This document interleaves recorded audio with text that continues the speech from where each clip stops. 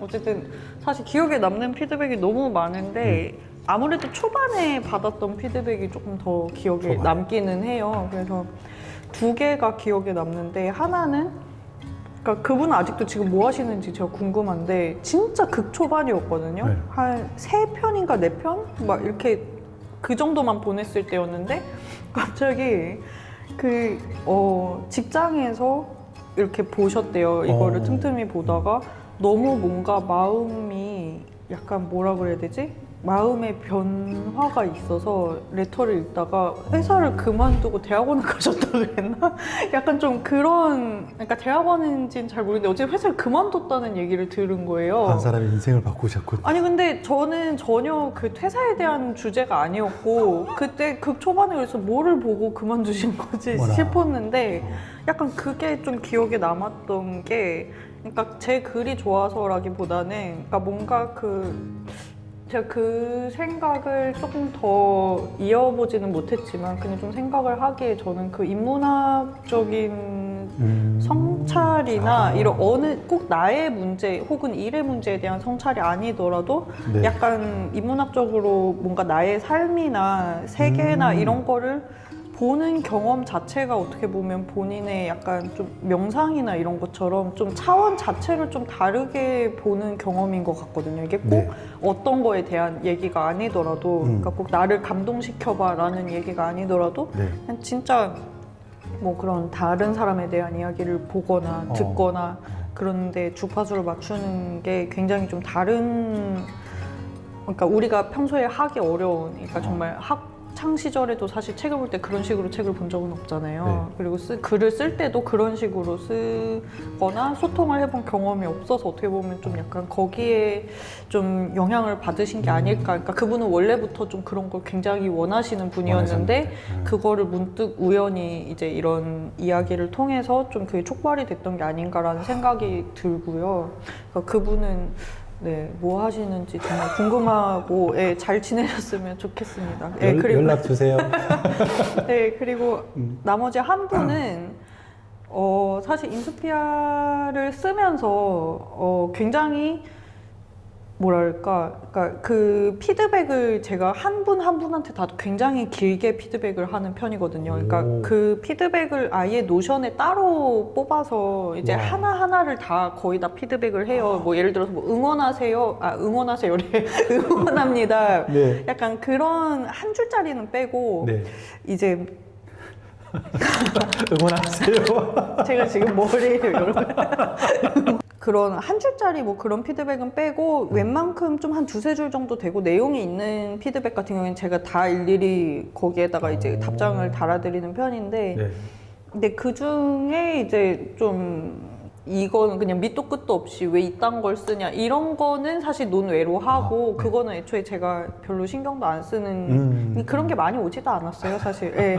근데 이제 그런 비판적인 글이 있었는데 그거를 처음에는 조금 그냥 스루를 할까 생각을 했어요. 왜냐면 그분이 이야기를 하시는 톤이 네. 너무 다른 느낌인 것 같았거든요. 예를 들어서 이제 제가 해차를 할 때 굉장히 자유롭고 이제 뭐 틀을 정해놓지 않고 모든 사람이랑 다 어쨌든 이야기를 해본다는 컨셉이긴 하지만 애초에 해찰 자체에 거부감을 느끼는 사람을 제가 설득을 할 수는 없는 거거든요. 이를테면, 뭐 그분이 그렇게 얘기를 하신 건 아니지만, 그러니까 예를 들어서 왜 나한테 쓸데없는 거를 복잡한 얘기를 굳이 읽어야 돼? 약간 그런 느낌의 비판에는 사실 제가 어떻게 이야기를 하기가 어려운데, 약간 그분이 하신 말이 처음에는 좀 그렇게 와닿았었어요. 이제 글쓰기에 관련된 회차였는데, 이제 그러니까 본인한테 그 독자분한테는 좀 어렵게 느껴지셨었나 봐요. 그 책이. 근데 저는 되게 좋아하는 책이었거든요.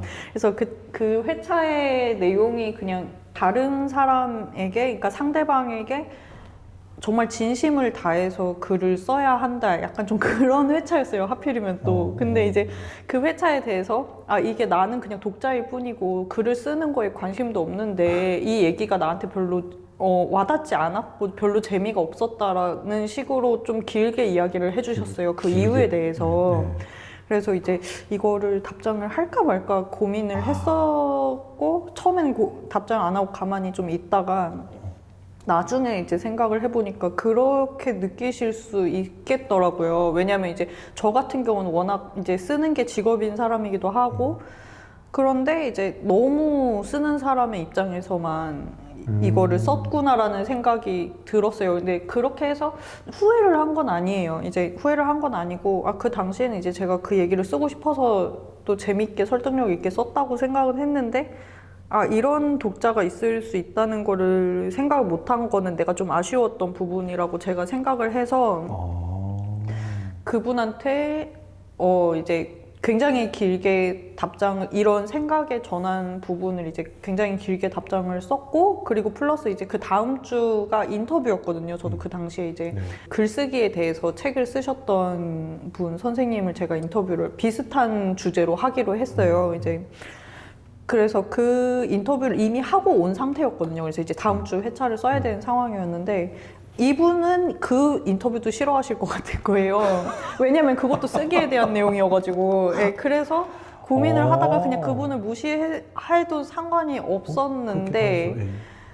근데 고민을 하다가 그러면 이분이 다음 인터뷰도 싫어하실 것 같다라고 생각을 해서, 그때 이제 제가 좀 아차 싶어서 그냥 그렇게 생각이 됐던 것 같아요. 아차 싶어서 그 선생님한테 현장 인터뷰를 하고 왔는데, 나중에 전화로 추가 인터뷰를 해서 약간 좀 더 읽는 사람으로서 이제 뭐 책을 안 읽었던 사람한테 줄 수 있는 팁이 있다면 뭐 이런 거를 몇 개를 더 물어봐서 조금 그 각을 다시 조금 짰어요. 이제 쓰기에 대한 내용이 있기도 한데, 이제 전혀 쓰기에 관심이 없고 그냥 읽고 싶은 사람, 이렇게 잘 쓴 글을 읽고 싶어 하는 사람을 위한 팁을 좀 몇 개 일부러 책 추천도 받고 해서 넣고, 이제 그 과정을 거기에다가 다 쓴 거예요. 이제 그 피드백에다가. 네. 그랬더니 제가 그분 닉네임도 아직 기억이 나는데, 그 회차가 2022년 정도 그러니까 굉장히 초반 회차였거든요. 근데 그 독자분이 거의 끝까지 거의 다 오픈을 하셨어요.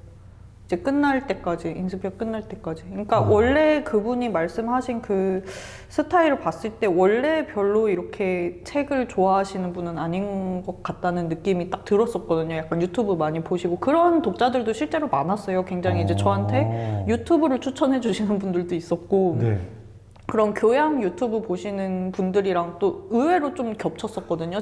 그게 네. 이게 국제도서전이나 이런 출판계 뭐 이런 거 보면 거의 다 여자가 90% 이상이잖아요. 실제로 막 네. 이제 그 국제도서전도 이제 우스갯소리로 거기 있는 남자들은 다 커플 끌려온 사람 아니면 저자라고 출판사 사람이거나.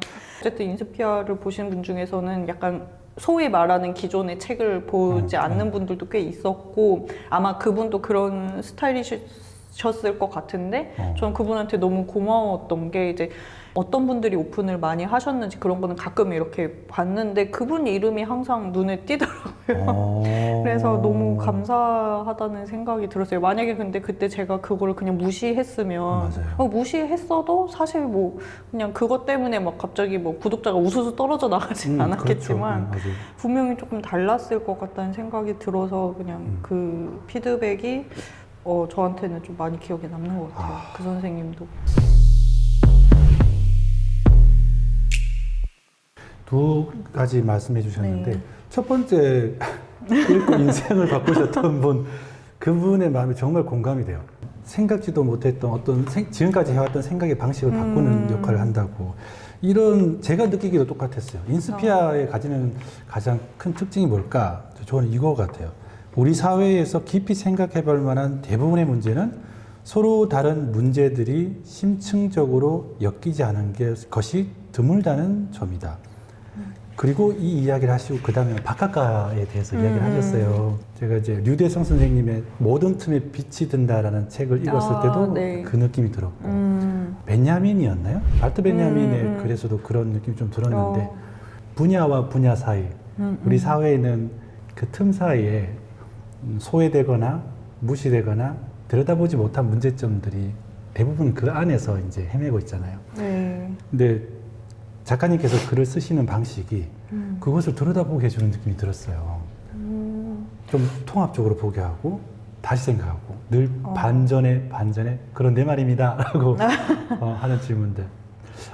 그런데 이렇게 생각을 하기 위해서는 그냥 간단한 문제는 아닌 것 같다. 많은 깊이 있는 생각을 하고 나름의 그렇게 하기 위해서 고민도 많이 하신 것 같은데 좀 그런 과정을 이야기해 주시면 감사하겠습니다. 네. 사실 거창한 건 없고 그냥 사실 읽기가 저한테는 되게 컸던 것 같아요. 읽기가? 네.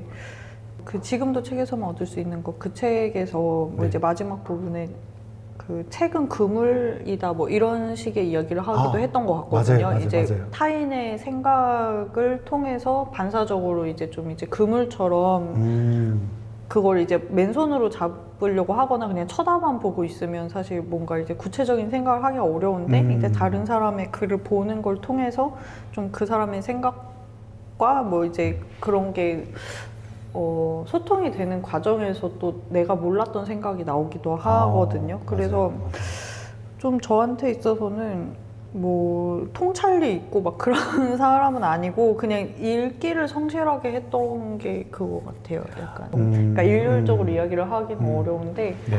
일단은 읽기를 빨리 하면 안 되는 것 같아요. 네, 그러니까 그냥 이 책을 다 읽어서 그냥 없애버려야겠다 뭐 그러니까 이걸 빨리 읽어 치워서 그냥 쌓아놔야겠다라고 하는 마음으로는 사실 그게 잘 안 되는 것 같고 네, 이제 맞아요. 읽는 과정에서 그냥 그 책을 뭐 2달이 걸리든 사실 뭐 그렇게 뉴스레터를 쓰면서는 그렇게까지 막 길게 읽지는 못했지만 사실 이 책을 한 권을 다 읽는 게 목적이라기보다는 그냥 이 책에서 사실 한 장만 이거 심지어 이 제사만 보고 그냥 이 책에 대해서 얘기를 할 수도 있는 거거든요. 근데 되게 재밌는 게 뭐냐면 제가 어떤 소설가분이 쓴 산문집을 우연히 이제 동네 책방에서 거기 사인본이 있다고 이제 책방지기분이 굉장히 이제 권해주셔서 어떤 소설가인지도 모르고 그냥 사인본이라고 그래서 산 책이 있어요. 근데 이제 거기 그 사인본에 그분이 이제 필자분이 거기에다가 이제 써두신 말이 만회하려는 의지? 뭐 약간 그런 만회라는 단어를 써서 이렇게 사인을 해주셨는데 그게 너무 심지어 제사도 아니고 사인이 돼 있는 그 말 문구가 너무 인상적이어서 그게 굉장히 오랫동안 머릿속에 맴돌았었거든요. 네. 그래서 약간 그런 식으로도 사실 읽을 수가 있는 거예요. 그래서 촉발을 한다는 것이, 그러니까 어디에서 그 촉발이 될지는 모르는 거기 때문에 그래서 이제 책을 조금 막 이렇게 마치 내가 먹어야 될 뭔가 영양제처럼 접하는 게 아니라 그냥 좀 어느 포인트에 좀 관심을 가지고 이 부분에 대해서 좀 이야기를 해보고 싶다. 약간 좀 그런 식으로 읽었던 게 좀 유효했던 것 같습니다. 답을 미리 정하지 않고 글을 쓰셨다 하셨잖아요. 네. 인스피아가 2021년 8월 4일 날 첫 시작을 했는데 네. 그때 이렇게 말씀하셨어요. 자신의 세계를 넘어선 영감을 찾는 지식 노마드들을 위한 느긋하게 해철하며 걷기 좋아하는 에디터 김스피입니다. 이 말도 참 고심하고 인스피아가 어떤 방향으로 가야 될 건지 다 담긴 함축적인 문장이 아닐까라는 생각을 했어요.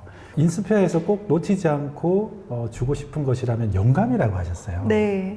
영감이라는 단어가 인스피레이션이라는 단어잖아요. 근데 사실 저는 영감이라는 단어보다는 해찰이라는 단어에 조금 더 개인적으로는 애정을 갖고 있긴 한데 영감이라는 단어를 쓰게 된 계기는 좀 그거였던 것 같아요. 약간 그 당시에 그냥 마케팅 업계에서 영감이란 단어가 굉장히 유행이었거든요. 네, 그러니까 뭔가 이런 식으로 마케팅 영감을 얻기 위한 뉴스레터라든지 약간 좀 그런 식으로 영감이라는 단어가 좀 이제 다른 맥락으로 많이 쓰이고 있는 상황이었는데 사실 저는 영감이라는 게 꼭 마케팅이나 유효한 것들, 뭐 유용한 것들에 대한 것만 영감은 아니라고 생각을 했거든요. 그래서 약간 좀 그 단어를 그냥 좀 다른 방향으로 이제 가져와서 전유를 해서 쓰고 싶다라는 생각이 조금 있었던 것 같고 근데 그런 거 한편 약간 좀 그 영감이라는 단어를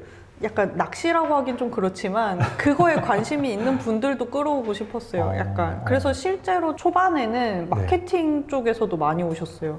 이게 영감이기 때문에. 그렇죠, 맞아요. 그 제가 원래 마케팅 업계에 대해서 잘 몰랐는데 이제 마케팅 관련 서적이나 이런 자료들을 이렇게 보면서 영감이라는 거에 굉장히 목말라 있다는 생각이 좀 들더라고요. 컨텐츠를 하시는 분들이나 이제 뭐 에디터 분들, 마케터 분들 이런 분들이 그래서 그분들도 약간 이렇게 약간 걸쳐서 약간 이게 마케팅에 도움이 될 것처럼 약간 네. 좀 그렇게 해서 끌어오고 싶다는 생각이 좀 있어서 약간 전략적이면서도 그냥 약간 생각이 있는 그런 단어였습니다. 근데 실제로 그렇게 영향을 줬을 것 같아요. 왜냐하면 저부터가 네. 그렇게 생각지 못했던 새로운 방식의 생각 이런 걸 많이 하게 됐거든요. 덕분에.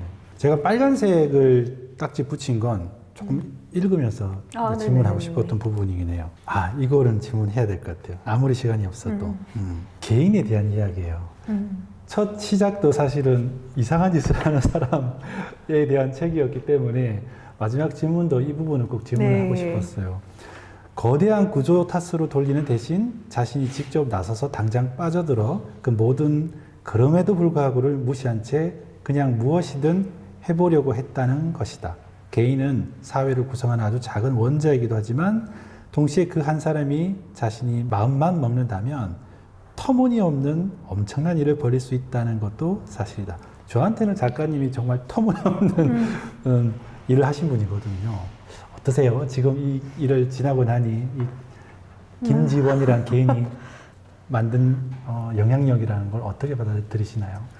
좀 앞으로 제가 어떻게 해 나갈지에 대해서랑 또 연결이 될 수도 있는 이야기인 것 같기는 한데 사실 생각보다 여기에 쓰지 못한 예시들이 너무너무 많거든요. 다양한 예시들이. 그러니까 사실 너무 많은 학자들이 의외로 굉장히 거의 혼자서 제가 사전에도 좀 관심이 많은데 예를 들어서 뭐 그 시라카와 시즈카 선생님 같은 경우는 이제 상용자해인가 뭔가 그런 이제 책이 집에 사전이 있어서 그것도 오랜만에 서문부터 다시 보는데 그분도 그냥 사실상 하나의 그냥 거의 사전뿐만이 아니라 한 학계의 거의 역사를 쓰신 분이기도 하고 혼자서 그리고 사전은 의외로 우리나라 국어사전이나 이런 것도 뭐 남영선 선생님인가 제가 남영식인지 선인지 잘 기억이 안 나는데 어쨌든 그 선생님도 혼자서 사전을 어마어마하게 많이 만드셨거든요.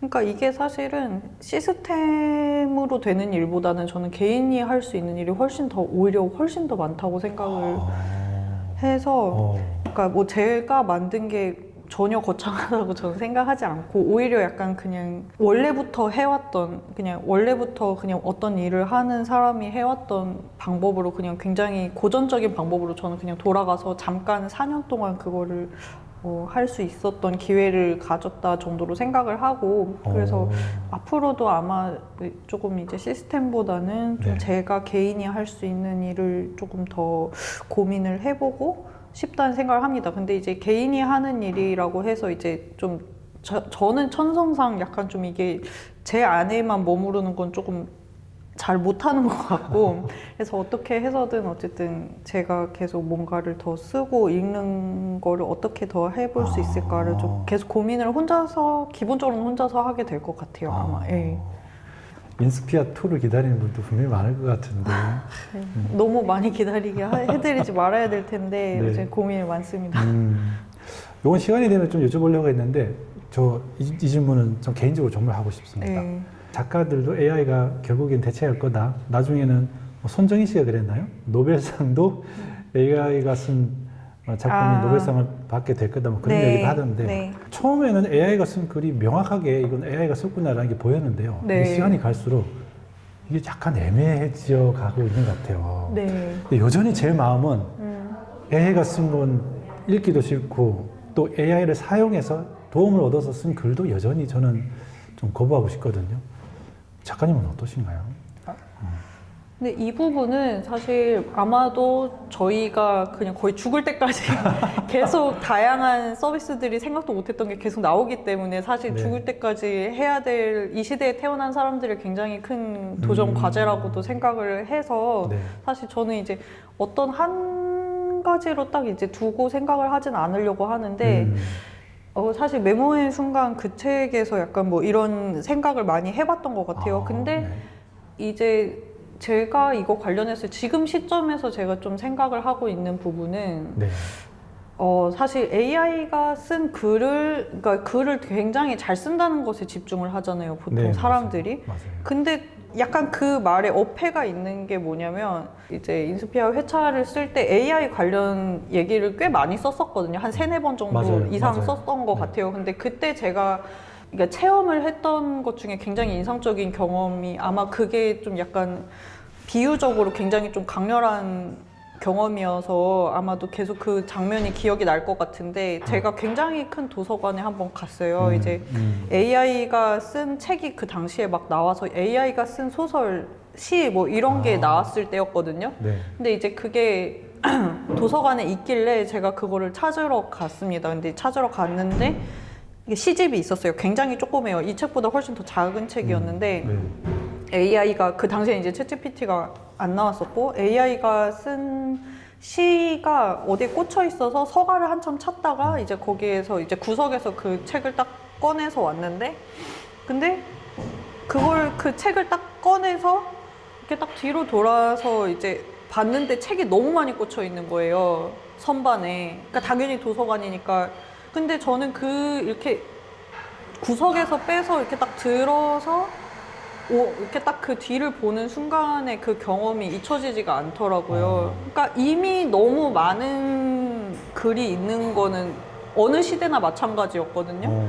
그래서, 그리고 지금도 이제 굉장히 뭐 어떻게 보면 책들이 1년에 6만 권이 넘게 나온다고 맞아요. 하잖아요. 맞아요. 그래서 점점 더 어떻게 보면 그 책이 생명력을 얻고 어떤 글이 생명력을 얻는 거에 있어서 독자의 영향력이 훨씬 더 저는 커진다고 생각을 하거든요. 실제로 버즈가 굉장히 중요하잖아요. 지금도 맞아요. 어떤 책이 나왔을 때 맞아요. 심지어 틱톡에서 보고 우는 거, 그것 때문에 2년 전에 나왔던 소설책이 갑자기 베스트셀러가 되기도 하고, 맞아요.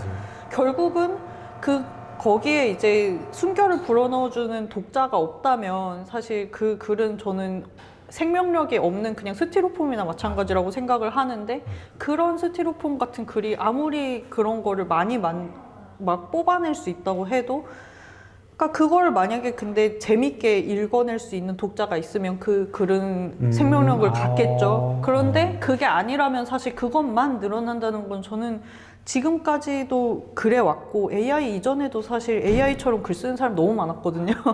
특히 이제 저는 언론사에 있다 보니까 칼럼이나 뭐 이런 것도 굉장히 많이 보는데, 정말 생명력이 없는 글은 원래도 너무 많았는데 그것을 굉장히 많이 빠르게 뽑아낼 수 있다고 했을 때, 그게 저는 오히려 이게 이런 식으로 굉장히 그럴듯해 보이는 글을 뻥튀기를 많이 할 수 있는 시대일수록 사실 한 사람의 눈을 붙잡기 위해서 굉장히 엄청 고민을 해야 된다고 생각을 하거든요. 근데 그 고민을 해야 어차피 그 사람의 마음을 얻는 게 목표잖아요. 맞아요. 그러면 맞아요. 네, 그러면 어차피 사실 지금까지 해왔던 대로 그냥 하면 되는 게 아닐까. 뭔가 그래서 아이러니하게도 오히려 더 약간 찐인 글이나, 그러니까 굉장히 이제 뭐 AI를 썼다고 하더라도 뭐 최근에 그 전두환 손자분이 그 AI로 본인 그 인스타에다가 자기의 삶에 대한 거를 AI 프롬프트를 넣어서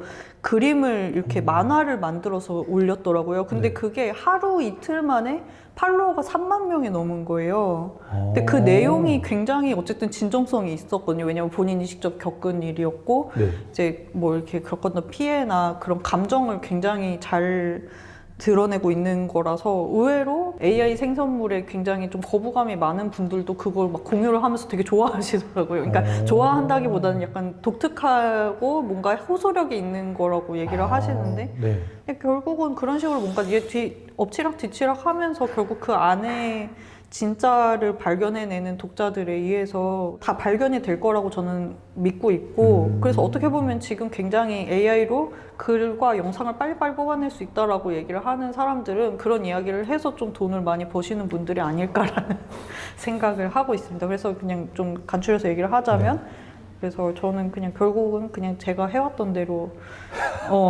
계속 그냥 독자이자 쓰는 사람으로서 그 틈새에서 열심히 좀 집중을 해보고 싶다는 생각을 하고 있습니다. 진심을 담아서. 네. 인스피아를 하실 때 어떤 걸 하고 싶다는 것보다 우선은 네. 어떤 걸 하기 싫다라는 기준을 먼저 잡았다고 하셨어요. 그게 네. 어떤 것들이었는지 또 구체적으로 한번 설명 부탁드립니다.